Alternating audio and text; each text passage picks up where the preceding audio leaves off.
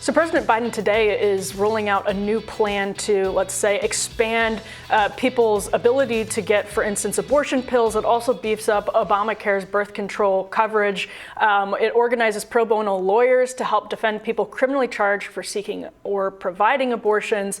And it's doing all of this through executive action. It comes on the heels of Biden getting a lot of pressure from his own party, not just from the left of his party, but from his party in general, to do more in the wake of the Dobbs decision that reversed Roe. The list of executive action is actually very robust. I don't know that it'll satisfy the left in this case, and I'm curious to get your take on that, Ryan. But it covers a lot of ground, and there's only so much you can do with executive action. He's not necessarily changing the law with executive action so much as he's redirecting federal resources and enumerating what his administration's priority is when it comes to, as the action refers to it, abortion medication, when it comes to getting lawyers, getting mobile mobile abortion providers to state borders, all of those different things. What's your reaction, Ryan, as news of this is breaking? Some of it is good, reasonable, common sense stuff, protecting access to contraception and the medication, abortion. But some of it is just absolutely infuriating, and particularly because it took so long. And so it was May 2nd that Politico reported that the draft opinion had been written, and five Republican justices were going to vote for it. So they've had more than 2 months to come up with this, and a couple of things in there are just infuriatingly vague. Telling the HHS secretary, Javier Becerra, to report back in 30 days about what he's doing, and putting together a panel that involves the Department of Justice and what the Department of Justice can do to defend abortion rights. Like, why wasn't it was the night of May 2nd is when Politico reported it. By noon on May 3rd, you could have those types of orders and panels out. By noon of May 3rd, Biden could have instructed the HHS secretary to tell him within 30 days what he would do if the Supreme Court goes through with this draft opinion. He could have convened this panel of Department of Justice and other people to figure out, what they're going to do to protect abortion rights in the wake of Roe being overturned. That we're here on July 8th, and now he's telling the HHS secretary to report back in 30 days about what he's going to do. I think will drive a lot of people completely insane. It's shocking to me that they didn't have this ready to go that Friday it was announced, because it's maybe like Chief Justice Roberts, for instance, he submitted a concurring opinion. He did not join the Alito opinion.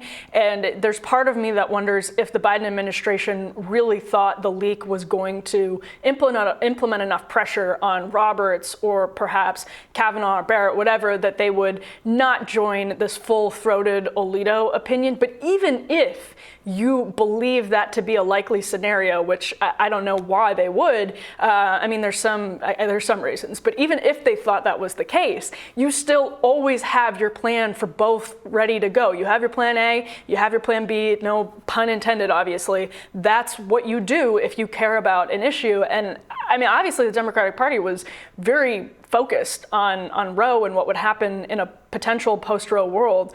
I cannot wrap my head for the life of me around why this list of executive action was not prepped for the moment that decision came down. In journalism, as you know, we do these things called pre-writes. When there's an election or when there's a Supreme Court opinion expected, the editors assign reporters to write both versions of what happened. If you always Dewey wonder defeats how, Truman. Dewey defeats Truman, exactly. If people wonder how, say like the New York Times or Politico or the Huffington Post can be out so quickly, with a 1,000-word story about an event that just happened 5 minutes earlier, it's because they wrote both stories. And sometimes sometimes the public gets to accidentally do Truman, and some others you get to accidentally read the opposite one that was written. And those can kind of be funny sometimes because it's drawing completely different lessons from an election that is 2% different than the one that actually happened. But if journalists can sit around and write these stories, get the art department to put the photos in and get the editors to edit them and have them ready to go when you know an event is coming, what was the White House doing between May 2nd and June 24th? Like that was more than enough time to put together a request that the HHS tell them in 30 days what they're going to do. They should have had this ready as they knew the justices were contemplating Dobbs. I mean, like, it's stunning. Right after the oral arguments. Right. Exactly. They should have had this prepared. And the moment a leak happened, they should have been able to roll something like this out. And you know, we don't get a lot of the palace intrigue stories from this White House. We get some, but it doesn't leak like a sieve in the same way the Trump White House did for myriad reasons.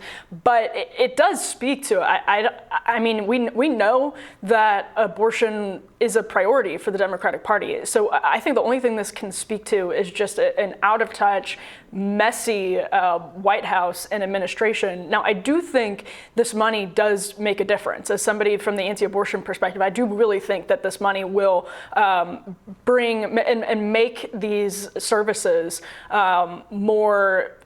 people more able to get these services. I'll read a quick statement from the anti-abortion side. This is from the Susan B. Anthony list. This was their statement.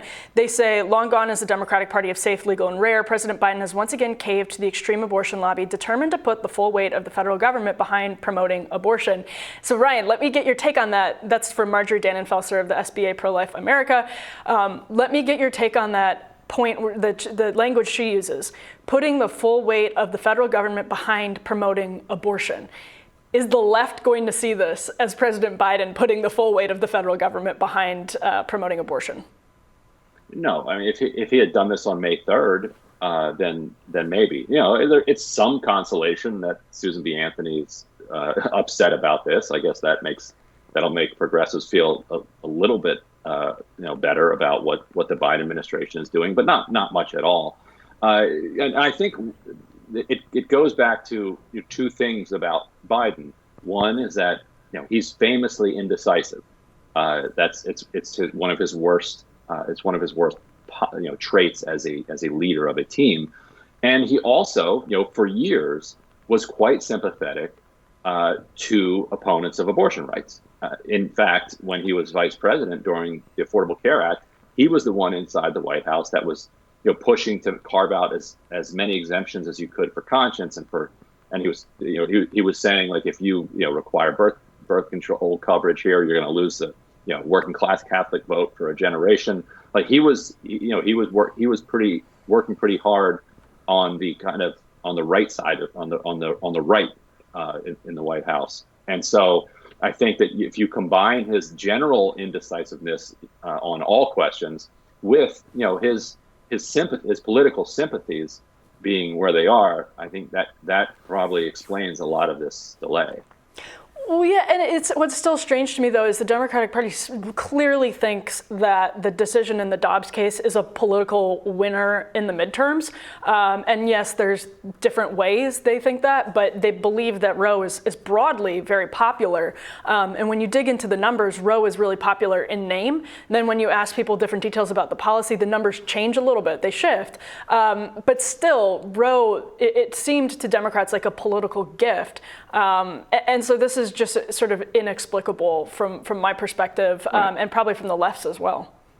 Right. If it was going to be a gift, they had to capitalize on it, and they had to show the public that they were the ones who were going to fight back. And if you support them at the polls, that they're going to be able to fight back with that much more strength. And so, we always knew that there would be an enormous amount of public anger if Roe were overturned. And the Democrats, in their faltering response here, have then kind of channeled a bunch of the anger toward them, rather than toward Republicans. Now, maybe it's not too late for them to turn this around, but what could have been a political gift for them is at least turning neutral, or maybe turning hostile to them, given how outraged so many people are. As the Atlantic recently reported, they lost Deborah Messing. And once you've lost Deborah Messing, like who do you have left? Right. Yeah, that's clearly what did it for Susan Sarandon. No.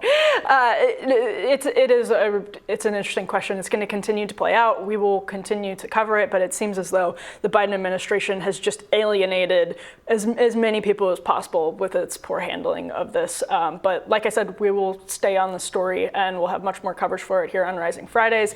And we will have more Rising Fridays, more of today's edition of Rising Friday right after this.